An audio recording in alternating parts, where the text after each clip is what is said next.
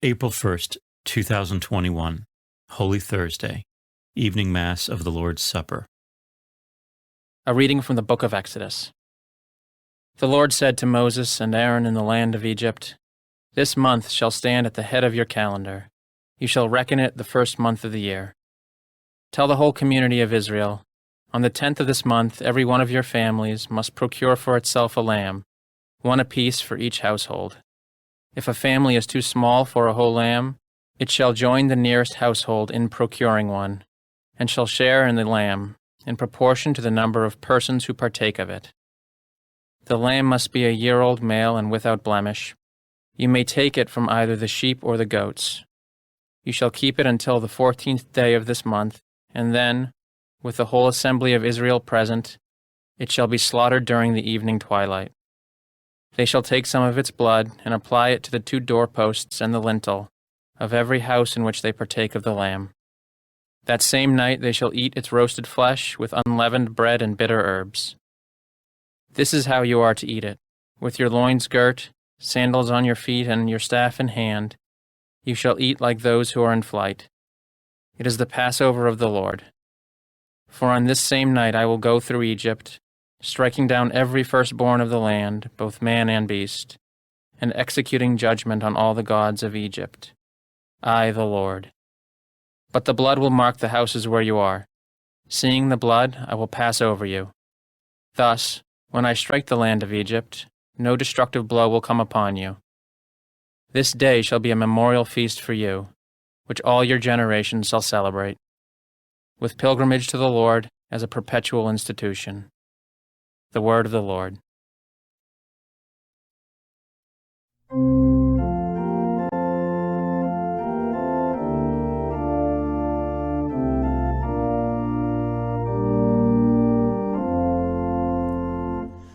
Our blessing cup is a communion with the blood of Christ. Our blessing cup is a communion with the blood of Christ. How shall I make a return to the Lord for all the good He has done for me? The cup of salvation I will take up, and I will call upon the name of the Lord. Our blessing cup is a communion with the blood of Christ.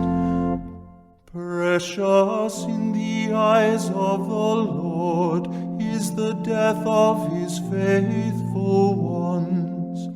I am your servant, the son of your handmaid. You have loosed my bonds. Our blessing cup is a communion with the blood of Christ. To you will I offer sacrifice of thanksgiving, and I will call upon the name of the Lord. My vows to the Lord I will pay in the presence of all His people. Our blessing cup is a communion with the blood of Christ. A reading from the first letter of St. Paul to the Corinthians. Brothers and sisters, I received from the Lord what I also handed on to you, that the Lord Jesus, on the night He was handed over, took bread, and after He had given thanks, broke it and said, "This is my body that is for you. Do this in remembrance of me." In the same way also the cup, after supper, saying, This cup is the new covenant in my blood.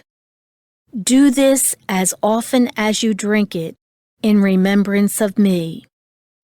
For as often as you eat this bread and drink the cup, you proclaim the death of the Lord until he comes.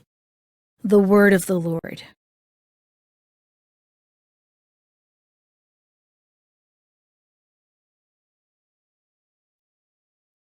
A reading from the Holy Gospel according to John. Before the feast of Passover, Jesus knew that his hour had come to pass from this world to the Father.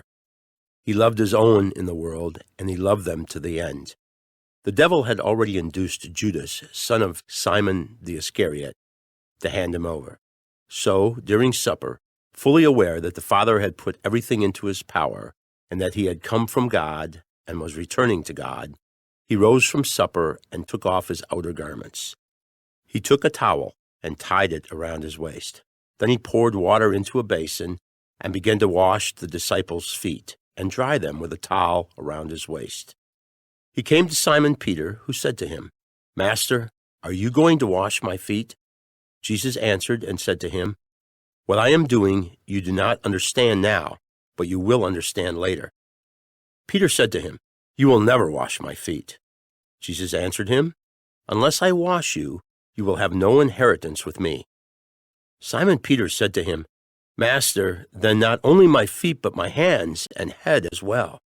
Jesus said to him, "Whoever has bathed has no need except to have his feet washed, for he is clean all over. So you are clean, but not all." For he knew who would betray him. For this reason he said, "Not all of you are clean." So when he had washed their feet and put his garments back on and reclined at table again, he said to them, "Do you realize what I have done for you? You call me teacher and master, and rightly so, for indeed I am. If I therefore, the master and teacher, have washed your feet, you ought to wash one another's feet. I have given you a model to follow, so that as I have done for you, you should also do." The Gospel of the Lord.